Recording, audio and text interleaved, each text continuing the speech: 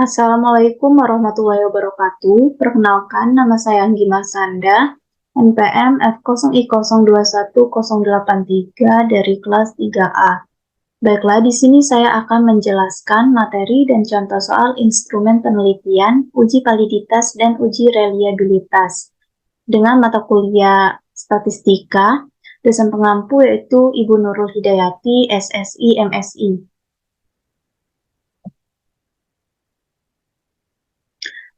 Baiklah, di sini saya akan menjelaskan mengenai instrumen penelitian. Instrumen penelitian merupakan alat bantu yang dipilih dan digunakan oleh peneliti dalam melakukan kegiatannya untuk mengumpulkan data agar kegiatan tersebut menjadi sistematis dan dipermudah olehnya. Dalam hal pengumpulan data, instrumen sangat penting dalam penelitian karena instrumen merupakan alat ukur dan akan memberikan informasi tentang apa yang kita teliti. Informasi yang akurat diperoleh melalui instrumen yang valid dan reliable. Baik tidaknya suatu instrumen penelitian ditentukan oleh validitas dan reliabilitasnya.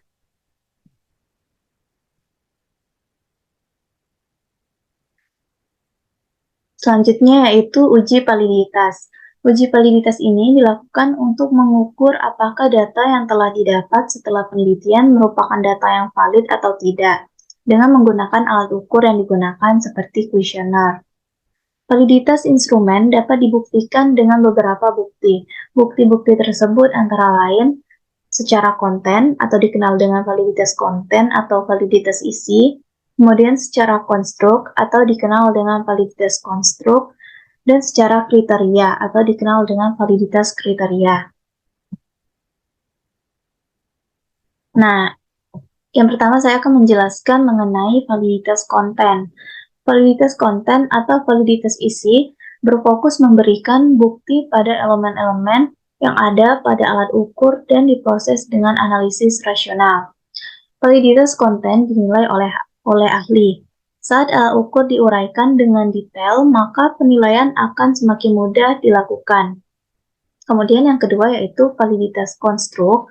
Validitas konstruk ini berfokus pada sejauh mana alat ukur menunjukkan hasil pengukuran yang sesuai dengan definisinya. Kemudian selanjutnya yaitu validitas kriteria. Nah, validitas kriteria ini berfokus pada membandingkan instrumen yang telah dikembangkan dengan instrumen lain yang dianggap sebanding dengan apa yang akan dinilai oleh instrumen yang telah dikembangkan. Instrumen lain ini disebut sebagai instrumen kriteria. Ada dua jenis validitas kriteria. Yang pertama yaitu ada validitas kriteria prediktif. Kemudian yang kedua yaitu ada validitas kriteria bersamaan atau konkuren. Hasil dari uji instrumen dan kriterianya kemudian dihubungkan dengan uji korelasi. Rumus korelasi untuk mencari koefisien korelasi hasil uji instrumen dengan uji kriterianya di bawah ini, seperti ini. Kemudian selanjutnya yaitu uji reliabilitas. Uji reliabilitas merupakan alat yang digunakan untuk mengukur konsistensi kuesioner yang merupakan indikator dari variabel atau konstruk. Reliabilitas instrumen dapat diuji dengan beberapa uji reliabilitas. Beberapa uji reliabilitas suatu instrumen yang bisa digunakan antara lain tes retest, ekuivalen, dan internal konsistensi yang mencakup uji split half, KR20, KR21, dan alpha from batch. Kemudian selanjutnya, yang pertama yaitu uji tes retest. Pengujian reliabilitas dengan uji tes retest dilakukan dengan cara mencobakan satu jenis instrumen beberapa kali pada subjek atau responden yang sama. Reliabilitas instrumen diukur dari koefisien korelasi antara percobaan pertama dengan percobaan selanjutnya. Instrumen dinyatakan reliable jika koefisien korelasi positif dan signifikan. Nah, berikut di bawah ini rumus korelasi produk momen. Signifikansi koefisien korelasi dapat dilihat dengan membandingkan koefisien korelasi dengan tabel R produk momen. Cara keduanya yaitu dengan uji T. Untuk rumus uji T seperti di bawah ini. dengan T adalah nilai T hitung, kemudian R merupakan koefisien korelasi, dan N-nya itu merupakan jumlah responden. Kemudian selanjutnya yaitu ada pengujian reliabilitas dengan uji ekuivalen, dilakukan dengan cara mencobakan instrumen yang berbeda tetapi ekuivalen, sebanding atau sepadan. Kemudian uji internal konsistensi dilakukan dengan cara mencobakan instrumen sekali saja pada subjek penelitian.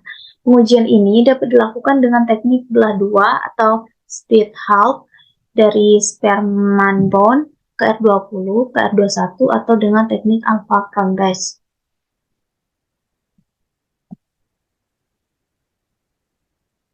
Nah, yang pertama yaitu Spearman-Brown atau split half. Pengujian reliabilitas dengan uji ekuivalen dilakukan dengan cara mencobakan instrumen yang berbeda tetapi ekuivalen, sebanding atau sepadan. Kemudian instrumen tersebut misalnya pilihan ganda, mencocokkan, dan yang lainnya yang hanya memiliki satu jawaban benar. Berikut ini rumus Spearman-Brown. Seperti ini. Kemudian selanjutnya itu KR20 dan KR21. KR itu kepanjangan dari Kruder-Richardson. Instrumen yang dapat diuji reliabilitasnya menggunakan KR adalah instrumen dengan satu jawaban benar saja.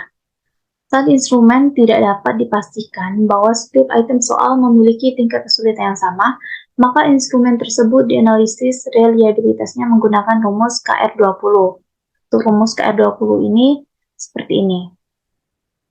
Kemudian, saat instrumen dapat dipastikan memiliki tingkat kesulitan yang sama untuk setiap item soal, maka untuk menguji reliabilitasnya digunakan rumus KR21. Seperti di bawah ini. Selanjutnya yaitu uji alpha Cronbach. Pengujian reliabilitas menggunakan uji alpha Cronbach dilakukan untuk instrumen yang memiliki jawaban benar lebih dari satu.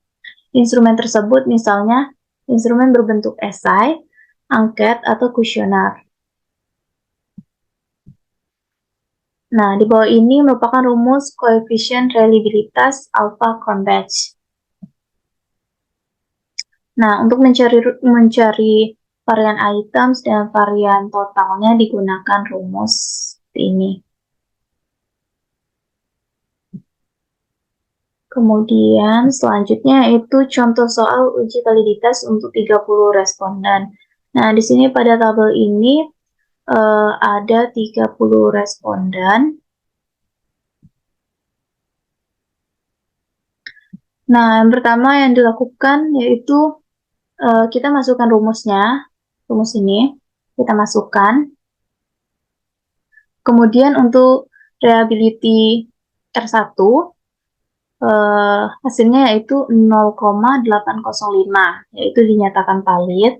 Kemudian untuk reliability 2 atau R2, yaitu 0,789, yaitu dinyatakan valid. Kemudian reliability 3 atau R3, hasilnya yaitu 0,680, yaitu dinyatakan valid juga. Kemudian untuk R4 atau reliability 4-nya, hasilnya yaitu 0,684 dan dinyatakan valid juga. Kemudian di sini ada juga contoh soal uji untuk reliabilitas untuk 30 responden. Seperti ini. Ini ada data 30 responden.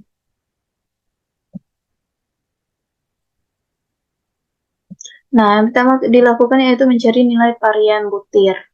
Nah, dimasukkan rumus seperti ini. Untuk R1-nya yaitu didapat 0,245. Kemudian R2-nya didapat 0,445. R3-nya didapat 0,245. R4-nya didapat 0,222. Kemudian jumlahkan seluruh hasil yang didapat ini. Dijumlahkan dan didapat 1,158. Lalu, kemudian mencari nilai varians total. Kemudian dimasukkan rumus mencari nilai varians totalnya, dan didapatlah 2,5122. Kemudian yang terakhir itu kita masukkan ke rumus ini, dan didapat hasil 0,718 dan dinyatakan reliable. Nah, selanjutnya ini ada daftar pustaka, di mana saya mencari untuk daftar pustakanya ini. Baiklah, mungkin itu saja yang bisa saya sampaikan. Jika ada kekurangan atau ada salah, saya mohon maaf. Saya akhiri. Wassalamualaikum warahmatullahi wabarakatuh.